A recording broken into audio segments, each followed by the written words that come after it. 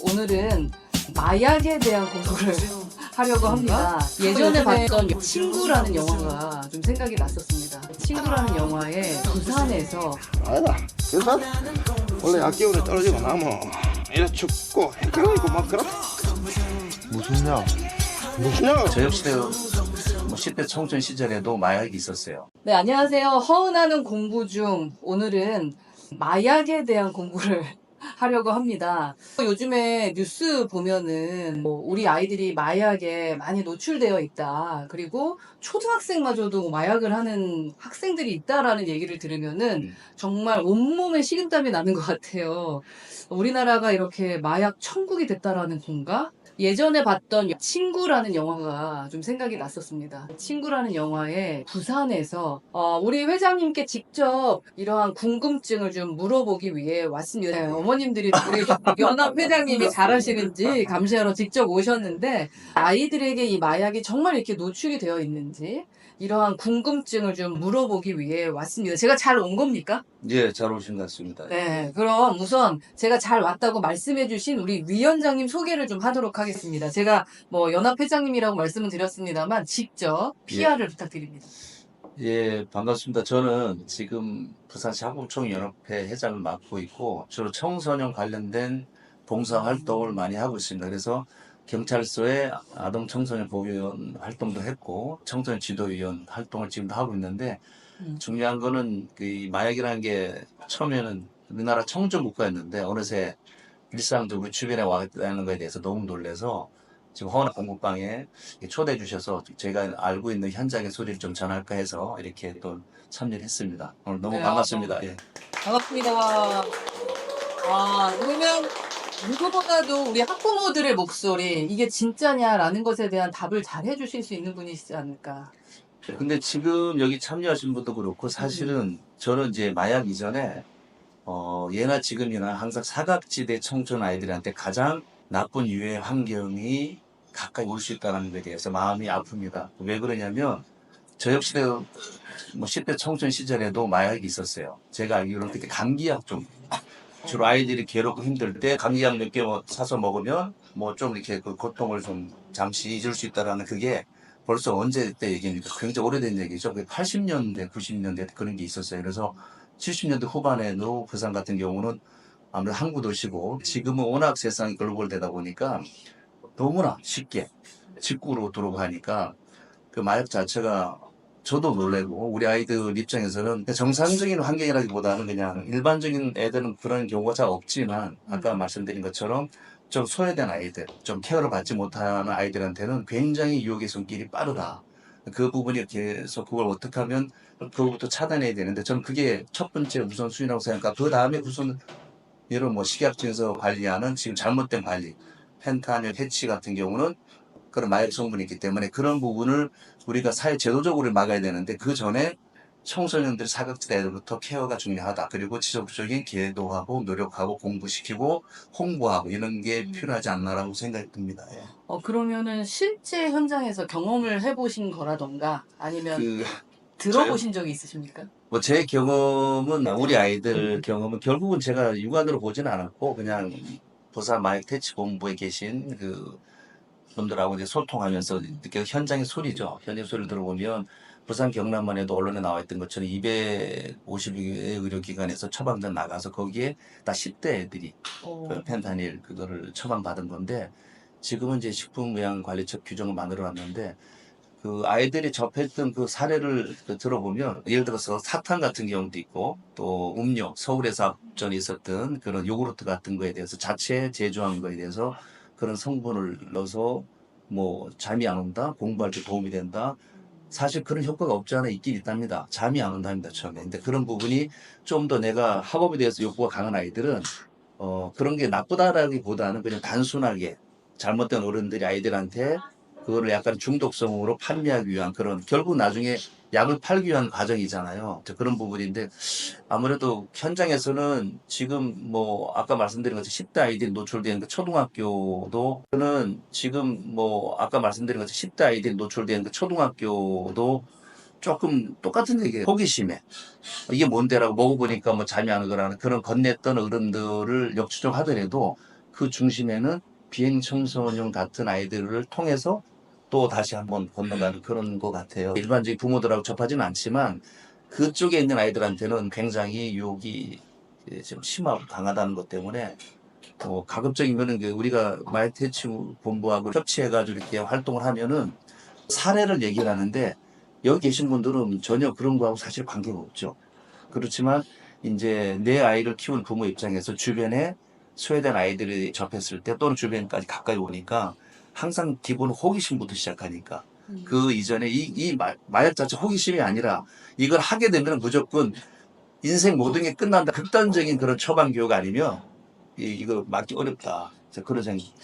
거의 어디서 이렇게 루뚜루뚜해서 점조직으로 찾다 보면은 약을 직접 구매할 수 있는 그런 약은 그렇죠. 중독 증세니까. 네. 그러면 그게 이제 바로 여기에 있는 우리 아이들도 어쩌면 그런 경험을 할 수도 있다라는. 그러니까 학교 때 좀 잘 나가고 운동 좀 잘하고 조금 친구 영화 같은 그런 약간 소외된 친구들은 호기심이 좀 강하잖아요. 누군가 나를 사랑을 많이 해주는 게 아니라 사랑을 받지 못하니까 뭔가 좀 도발적이고 그런 거에 대해서 관심이 잘못된 방향을 가다 보면 먹는 거죠.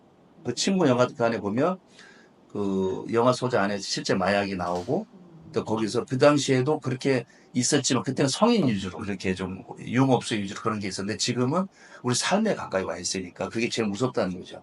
그래서 저도 뭐 직구하고 뭐 텔레그램 이런 데서는 돈만 주면 언제든지 구입할 수 있다는 거에 대해서 저도 너무 놀래요. 그 대신에 구입은 가능한데 이제 처벌은 엄격하게 돼 있는데 너무 노출이 많이 돼 있다. 그걸 막을 수 있는 환경이 이거는 모든 사람이 노력 아니면 이게 쉽지 않다. 일부 특정인들은 무슨 마약 단속반의 문제가 아니라 엄마들뿐만 아니라 아빠들도 그렇고 주변의 직장인도 그렇고 이게 너무나 진짜 이거를 하는 순간은 모든 삶이 끝이 난다는 그런 아까 말씀드린 것처럼 아주 뭐 자살 이상의 아주 극단적 위험한 근처도 안 가야 된다는 거죠. 근데 그게 호기심 너도 해볼래? 그 말 자체는 이제 굉장히 이제 그 길로 해서 헤어날 수 없고 마약을 하신 분들이 회복 운동을 하는 거의 불가능하다는 말을 나올 정도니까 그게 더 무섭다는 거죠. 혹시 얘기를 들어보신 게 있으신가요, 어머님들은? 주변에 뭐 마약에 대한. 있어. 뭐 어떤 게 있었어요? 우리 주변에 암 환자들 있지 않습니까? 그렇죠. 사망하고 나서 그 암 환자들이 사용한 패치 있지 않습니까? 네. 그 패치를 사후 관리가 안 되는 거예요. 사망 전에 한 몇백 장이 집에 쌓이게 되는 경우가 있는데 그걸 아이들이 그냥 무분별하게 뿌리는 거예요. 그러니까 자기들끼리 파는 거죠. 근데 그거를 병원에서 수거해가지는 않는 거예요. 그러니까 남아있으면 주세요 말만 하지 따로 관리 대상이 있는 게 아니고 애들이 스스로 팔고 하는 행위를 직접 본 적이 없거든요. 네, 그것도 한번 있었고 마약성 전자담배를 구매해가지고 애들이 다행히 피기 전에 걸려온 거예요. 그래가지고 구매했기 때문에 부모님이 불려가지고 한 것까지는 이제 본 적 없어요. 그 몇 학년이었을까요? 그게 중학교 1학년. 다른 어머님들도 혹시 들어보신 적 있어요? 전자담배, 마약 이런 얘기는 많이 들었고요. 그래서 그걸로 인해서 뭐 이런 얘기는 많이 들었고요. 청소년들 사이에서 그런 거를 구매하려고 사이트를 찾는 친구들도 있다고 좀 들었거든요. 걱정이 됩니다. 찾는다는 것은 경험을 해봤기 때문에 그런 걸까? 아니면 호기심에? 호기심으로 그런 얘기도 많이 들으니까. 그 와중에 학생들 중에는 돈벌이용으로 하는 거죠. 이거를 5,000원에 사서 아까 패치 이런 게 이제 5,000원 쉽게 구해서 20만 원 정도에 판다고 하더라고요. 나중에 암호화폐로 또 전환해서 또 그걸 구입하기도 하고. 그러니까 이런 경우는 이제 꼭 청소년이라고 해서 우리 아이들은 순수하게 볼 필요가 없는 게 17, 18만 돼도 어른 이상의 사고를 갖고 있고 이거를 좀 사업화 시킨다는 거 하면 좀 조금 업해지만은 그쪽으로 해서 눈이 띈 아이들은 자기는 안 하지만 이게 어떤 효과가 있다는 걸 알고 말 사업을 하는 거죠. 주변에 계속 유혹해서 한번 이렇게 좀 중독 증세가 있으면 그걸 계속 구매할 수밖에 없는 아주 위험한 거죠. 중학교 1학년부터 패치 아니면 그 액상 담배. 패치는 사실 근데 집에 있는 초등학생이 중학생한테 전담한 거지. 중학생이 이제 팔고 그다음에 그걸 알게 되니까 주변에 이제 혹시나 암 환자 있으면 집에서 훔쳐와라 뭐 이식을 돼가지고. 근데 그걸 잡은 거죠? 네. 근데 이게 크게 이슈화는 안 되더라고요. 그 분식집에 마약 김밥 못 쓰게 그게 네. 사실 굉장히 위험한 용어인데 어느 날 우리가 영업행위하는 그런 업체들이 소상공인들, 자영업자들 뭐 대부분 그런 건 아니지만 마약 자체를 음식에 갖다 그 사회적 무리가 많아서 최근에는 이제 못 쓰게 하죠. 거기 신고를 하게 되면 이렇게 해서 쓰지 마라. 근데 우리는 되게 이렇게 법이 좀 유하기 때문에 실제 많이 그 났어요, 역사에 일단. 보면 중국에서 아편 전쟁이 얼마나 그 사람을 아실 거예요. 다 육성공했기 네. 때문에 그 음식에도 마약이 일부러 들어갔다고 해요. 네. 요즘에 하도 이제 애들이 전자담배를 많이 피니까. 그치, 근데 진짜 정말 안 돼요. 그건 진짜 국가에서 관리를 해야 되는 거죠. 이제 몇 장이 남았는지를 그걸 해야 되는데 그 환자들이 몇 장 썼다 이걸 이제 적지를 않기 때문에 정말 집에 수백 장 쌓인 집도 있거든요. 의료법에서 의료 행위를 할 수 있는 사람만 그게 가능해야 되는데 그거를 뭐 50장씩 줘가지고 나마다 붙여가지고 하는 거는 그거는 있을 수 없는 거야. 너무 노출이 심한 거. 그러니까 대량 구매하는 사람이 있는 거예요. 처방해준 그분들이 문제가 있는 거죠. 도덕적으로. 구매를 했으면 걔가 마약이 중독이 약간 되면 그게 막 20만 원, 30만 원, 40만 원 점점점 상업화가 되고 그렇죠. 머리가 예, 되니까 이제 맞습니다. 사람들이 쉽게 돈을 벌 수 있는 네. 경제 교육 한다고 하면서 우리가 초등학교 때도 주식 교육을 하잖아요. 네. 근데 그게 생각을 조금 틀면은 아이들이 돈이면 뭐든지 될 수 있다라는 그 잘못된, 그러니까 조기 교육이 좋을 수도 있는데, 저희가 마약의 종류를 알려드리려고 공부하는 게 아니고요. 그렇죠. 우리 아이들이 예, 이렇게 맞습니다. 노출되어 있다. 예. 나쁜 마음이 아니라 호기심에 그런 일이 있을 수 있으니까 생각을 바꾸는 시간은 좀 필요한 것 같아요. 맞습니다. 그 마약이 뭐 얼마 정도예요? 전안 써봐서 사실 잘 몰라요. 아니 나름의 전문가로 지금 이제 다 공부를 해야 되는데 5,000원이면 아까 말한 충분히 구할 수 있대요. 처음에. 그럼 아시다시피 학교에서도 거래가 되고 네. 아이들끼리 충분히 가능하겠죠. 한 번에 이렇게 중독이 되지는 않습니까? 처음에 초기 단계는 얘기를 들어보니까 뭐 경미하게 좀 약간 흥분 같은 느낌이 좀 몽롱한 느낌, 취한 느낌이 있대요. 근데 자꾸 그 찾게 느낌이 되는구나. 그걸 한 두세 번 할수록 강해지니까 머리가 기억하고 또 욕구가 생기고 그러면서 이제 더 심하게 자극을 받게 되고 세지겠죠. 그러면서 아이들이 거기서 이탈을 하면서 못 나오는 거지.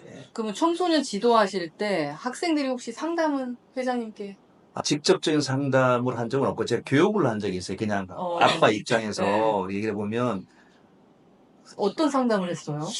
그 소그룹이죠. 한 열 몇 명의 아이들하고 했던 게 그 중에 이제 부탄가스 예전에는 그런 거 있잖아요. 본드, 가스 그런 데서 진화된 게 지금 한탄일까지 온 건데 처음에 똑같은 얘기예요. 그냥 정상적인 환경에 있는 아이하고 조금 소외된 아이, 뭐 자기 혼자 아니면 할머니도 조모, 조부 이렇게 키우는 아이들은 아무래도 사랑을 좀 받는 역량이 좀 좁잖아요. 그 아이들은 그냥 일반 그 단체에서 약간 좀 소외돼 있으니까 친구들끼리 누군가 이거 어때 해볼까 라는 게 있잖아요. 인터넷 검색을 하다 보면은 당연히 호기심 생기거든.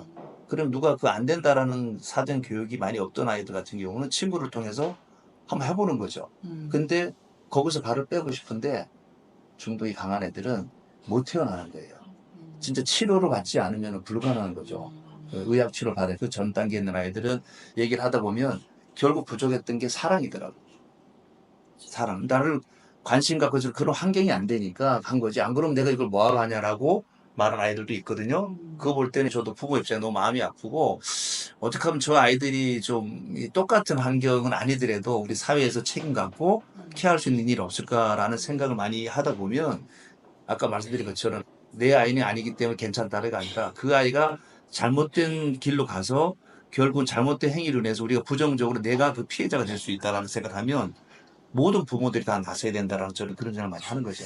과거랑은 다르게 소외되지 않은 친구들도 있죠. 예. 아무래도 그 진로에 대한 그 중압감이라든가 또 성적이 아주 우수함에도 불구하고 약간 좀 이탈적인 그런 호기심이 있을 수 있죠. 사회에서 그냥 막연하게 캠페인도 중요하지만 그 전에 초중고 때부터 한 4, 5, 6학년한테는 우리의 나쁜 유해 물질에 대해서 사전 교육도 많이 중요하다. 저는 그 일찍 초등학교 때부터 접하니까 교육도 빨리 해야 되겠죠. 중학교 때부터 접하는 게 진짜 사실은 사실인 거네요. 예, 그렇죠. 예. 예, 예.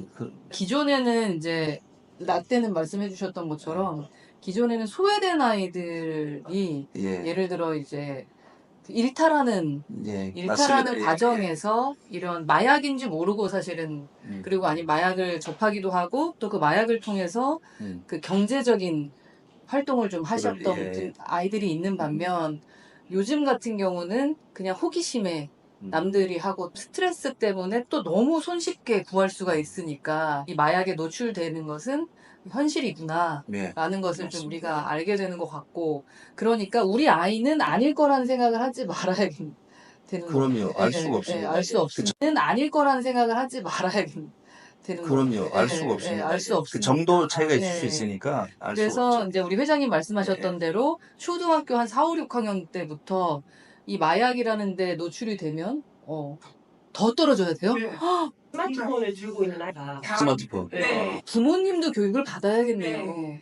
부모님들이 시급하네요, 진짜. 그러니까 이게 그냥 우리 애는 아니야, 그렇게 생각할 아니고. 엄마 아빠한테 말 안 하겠지, 우리 애들. 네. 그래서 그 현실을 부모가 알게 됐을 때 충격일 텐데, 네. 그때는 어떻게 해야 돼요?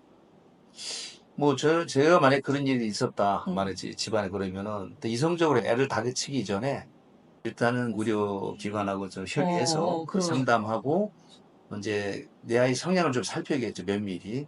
이렇게 몰래 갈 수 있는 재활 기관이나 이런 게 있나요? 부산 마약 퇴치운동 본부에서는 전화번호가 있어요. 거기서 개인에 대한 어떤 익명으로 다 보호해주고 아무래도 그렇게 해줘야만 내 아이가 마약 했다는 게 주변 소문나면 그러니까. 성장기에 굉장한 스트레스도 많이 받기 때문에 주로 이렇게 비밀리에 신분 보장해주고 마약 퇴치 본부? 그런 재활 관련된 기관하고 상담도 해요. 캠페인도 다 하고 전화를 하면 거기서 어떻게 처방을 해주고 그렇게 저 안내도 해주고 근데 당황하지 마시고 아마 전국에 있겠죠. 마약 퇴치 다 본부. 있습니다. 있는데 거기에 전화를 거셔라. 부산 같은 경우는 캠페인성으로는 이렇게 학부모님 모시기도 하고 일반인들 모셔서 이렇게 운동을 하는데 우리 일반적인 삶에서 실제 일어나는 일은 많지는 않잖아요. 그러나 과거보다는 이제 위험도가 노출돼 있고 문제가 생겼을 때 창구가 없잖아요. 쉬쉬하게 될 것 같아. 그런 일이 있을 때 일반 병원을 가더라도 부모 명의하고 맞아요. 필요가 없이 그렇죠. 해주도록 법이 그렇게 되어 네. 있어요. 네. 병원에 가더라도 어차피 부모 명의로 되지 아이의 진료 기록은 남지 않는다. 네. 그리고 그 마약 퇴치 거기 전화를 하면 익명으로 다 처리해주고 어떻게 해야 그렇죠. 되는지 알려주기 충분히 때문에 충분히 가능하다.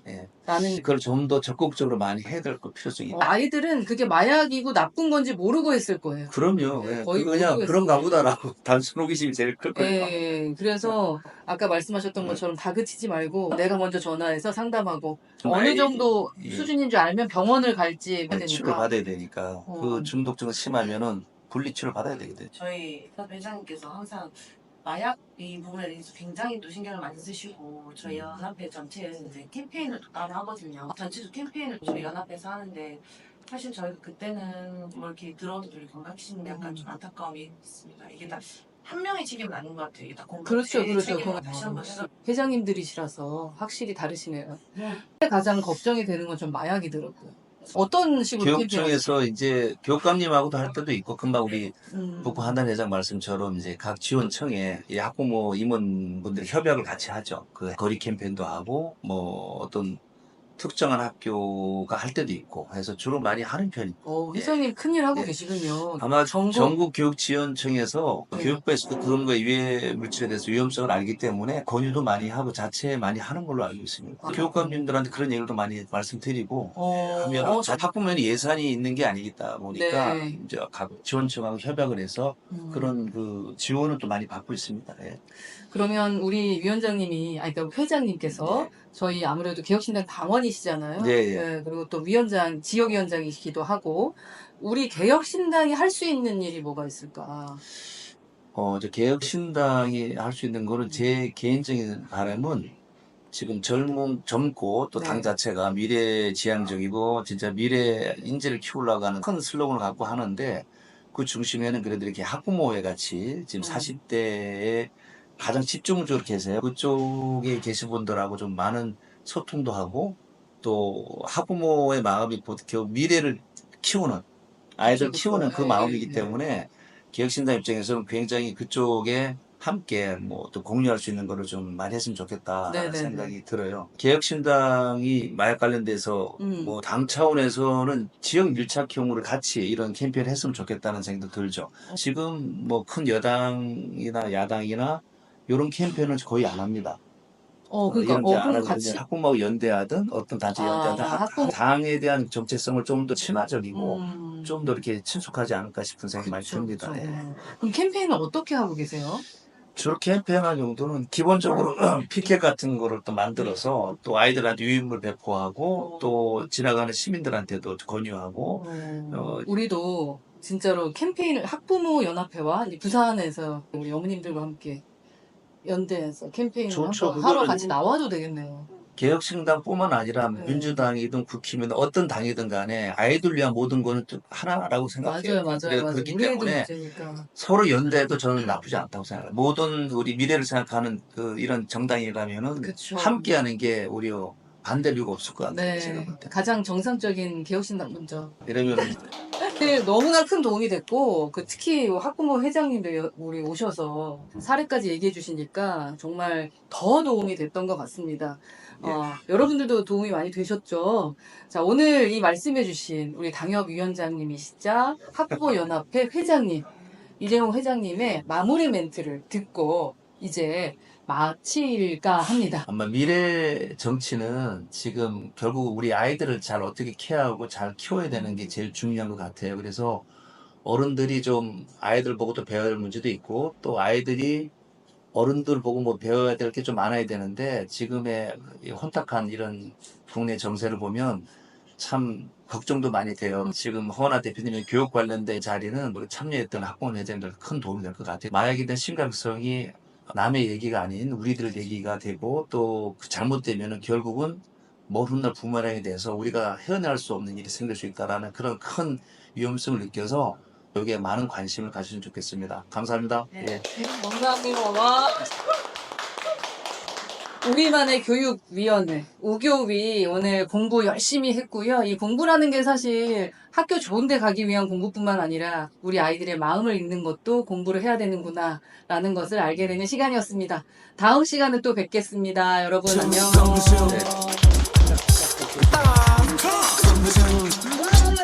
하나는 공부 중